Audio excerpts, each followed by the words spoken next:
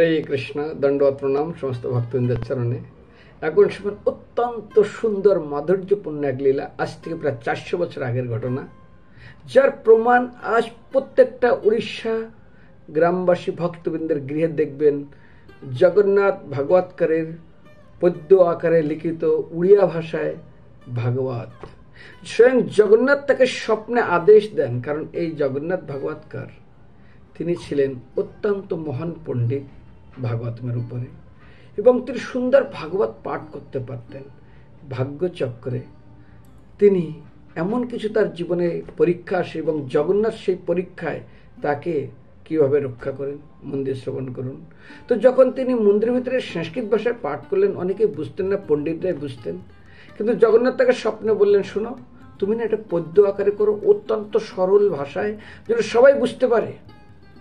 তাই করলেন, এবং এই জগন্নাথ ভাগবতকারের পদ্য আকারে ভাগবত তিনি প্রত্যেকটা গ্রামে গ্রামে গিয়ে পাঠ করতে থাকলেন।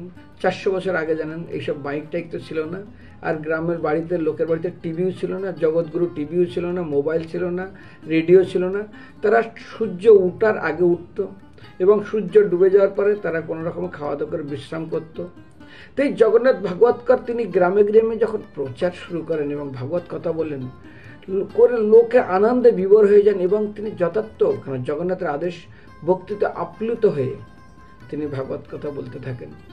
আর এইটা দেখে কিছু ঈর্ষান্বিত লোক, কারণ যেমন দেখবেন এই জগতে কয়েকটা প্রাণী আসে স্বজাতি ঘাতক, যেমন কুকুর, একটা কুকুরকে দেখবেন আরেকটা কুকুর দূর থেকে দেখি এমনি তার পিছনে পড়ে যাবে, যতই দণ্ডবত প্রণাম বাঞ্ছা কল্পতরু করুক ছাড়বে না। কিন্তু একটা কাককে দেখবেন, যদি বিপদ হয় আরো 10টা কাক এসে তাকে সাহায্য করবে। একটা মুরগি দেখবেন খাবার পেলে হাত দিয়ে ছড়াবে আর সবাইকে বলবে আসো আসো সবাই খাও। কিন্তু একটা কাকড়া যখন উপরে উঠতে যায়, কাকড়া পাত্রে ঢাকনা থাকে না, 10টা ঠ্যাং ধরে নিচে নামায়। তো এটাই হলো জগৎ। কারণ একটা শ্লোক আছে, সর্পকুড়ো খলৎকুড়ো সর্পত ক্রুতর খল মহৌষধি বলম স্বরূপ খলকেন নির্বাসাতে। এই জগতে দুটো প্রাণী আছে, একটা হলো সাপ, যখন কেউ গর্তে পড়ে যাবে উঠাতে যাবেন সবল মারবে। উপকার করতে গেলে যদি সবল মারে, অপকার করলে কেন আপনাকে ছাড়বে? ভালো দেখলেও কামড় মারে, খারাপ দেখলেও কামড় মারে। কিন্তু মনে রাখুন, সাপের বিষকে শোধন করা যায় মন্ত্র এবং ঔষধি দিয়ে। আর একটা প্রাণী আছে মনুষ্য, ভালো দেখলে কামড় মারে, খারাপ দেখলে কামড় মারে, উপকার করলে কামড় মারে, আবার কি অপকার করলেও কামড় মারে। সাপের বিষকে মন্ত্র আর ঔষধি দিয়ে যদি শুদ্ধ করা, কিন্তু এদের জন্য কোনো মন্ত্র আর ঔষধি নেই জগতে। এর বিষকে, মনুষ্য বিষকে শোধন করার জন্য আজ পর্যন্ত কোনো মন্ত্র ঔষধি কেউ তৈরি করতেও পারেনি। তো ক্রূর ব্যক্তি, দুষ্ট ব্যক্তি। তো এই জগন্নাথ ভাগবতকার, তার এত সম্মান, এত লোকে গ্রামে গ্রামে যাওয়ার পরে সবাই তাকে ডেকে নিয়ে যায়, তাকে পূজা করে, তার মুখে হরিকথা শোনে, তাকে অত্যন্ত শ্রদ্ধা করে। তো কিছু ব্রাহ্মণ তার প্রতি অত্যন্ত ঈর্ষান্বিত হয়ে যায়। মহাপ্রভু তিনি হরিনাম সংকীর্তন করছেন, কিছু ব্রাহ্মণ চলে গেছেন, গিয়ে কাজীকে কমপ্লেন করে দিয়েছেন, জগাইমাদের কাছে কমপ্লেন করে দিয়েছেন। তো আমাদের সনাতন ধর্মে এটাই হলো সমস্যা। একজন দেখবেন, আর সনাতন ধর্মের এক বিশেষ দিক, যেমন কোনো লোহা যদি পড়ে থাকে না, ও ধীরে ধীরে জং ধরে যায়।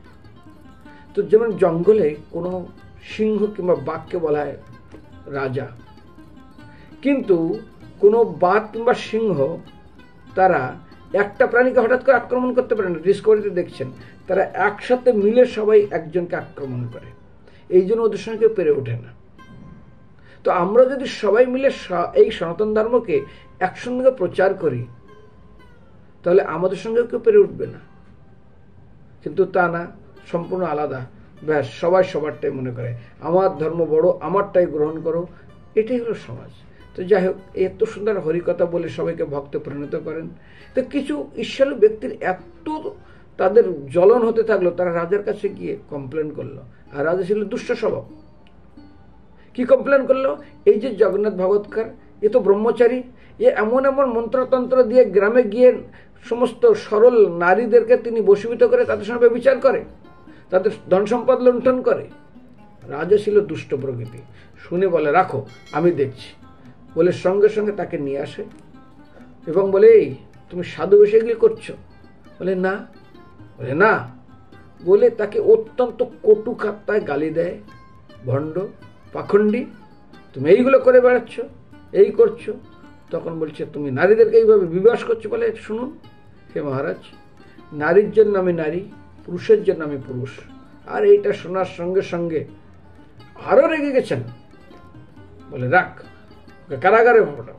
কারাগারে পাঠিয়ে দিয়েছেন। কারাগারে তিনি আছেন, ভগবানের ভক্ত।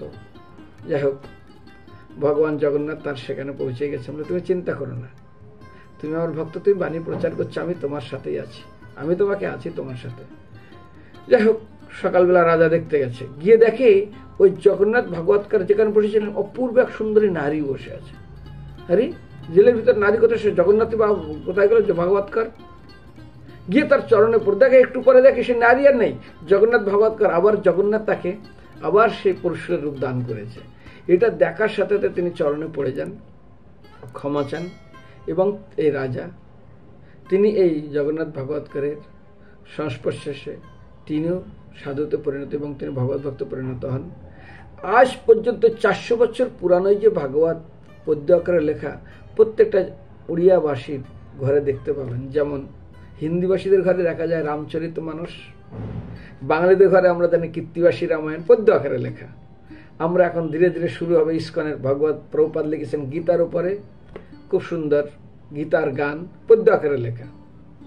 তো সেই জন্য সেটাও আমরা চেষ্টা করছি ইস্কন সবার দ্বারা দ্বারে পৌঁছানোর জন্য। তো ভগবান তার ভক্তকে কিভাবে রক্ষা করে, এবং জগন্নাথ তাকে আদেশ দিয়েছিলেন কার্য করার জন্য। তো কোনো ভালো কাজ করতে গেলে বাধা আসবেই। দেখুন, হনুমান যাচ্ছে সীতা মাতাকে খোঁজ করার জন্য, সমুদ্রের মধ্যে থেকে সুসেনা বলে এক রাক্ষসী তাকে খেয়ে নিয়েছে। লঙ্কায় প্রবেশ করবেন, লঙ্কিনী তার সঙ্গে যুদ্ধ করতে হলো। যাচ্ছেন, ব্রহ্মাস্ত্র তাকে আটকে দিল। এই নয় যে ভালো কাজ করতে গেলে বাধা পাওয়া যাবে না, শুধু সেটা না। চিন্তা করুন, লক্ষ্মণের শক্তিশাল পড়েছে, বিষণ্ণকরণী আনতে যাচ্ছে কোথায়? গন্ধমার পাদতে। আর যেতে যেতে দেখে স্নান করছে, সেখানে অপ্সরার সঙ্গে তাকে কুমির বেশে, কুমির অভিশপ্ত ছিল অপ্সরা, তাকে ধরে নিয়েছে, তার সঙ্গে যুদ্ধ। আরে কালনিমা হরিনাম করছে সাধু বেশে, তার সঙ্গে যুদ্ধ। তো ভালো কাজ করতে হলে বাধা আসবেই, এই নয় যে বাধা আসবে না। তো সেই জন্য আজ তারপরে জগন্নাথ তাকে আশীর্বাদ দেন এবং সারা উড়িষ্যায় তিনি ভগবদ্বাণী প্রচার করে ভগবানের ধামে পৌঁছে যান। তো এই জন্য আমাদের শিক্ষণীয় বিষয় হলো, মনে রাখবেন ভালো কাজ করতে গেলে বাধা আসবে। যেমন গঙ্গা, গোমুখ থেকে গঙ্গা বাইর হয়েছে, গঙ্গাসাগরে আসার জন্য জানতো ভাগীরথকে কত কষ্ট হয়েছে। আরে জনমনি পান করে নিয়েছে, শিব তার জটায় আটকে রেখে দিয়েছে। এবং বড় বড় পাহাড়, বড় বড় চট্টান ওই গঙ্গা যে আসছে তার প্রতি পড়ে গিয়ে গঙ্গাকে আটকে দেয়, গঙ্গা ওটাকে ওভারটেক করে চলে আসে। তো সেই জন্য ভক্তি করুন, ভগবান ঠিক রক্ষা করবে। হরে কৃষ্ণ।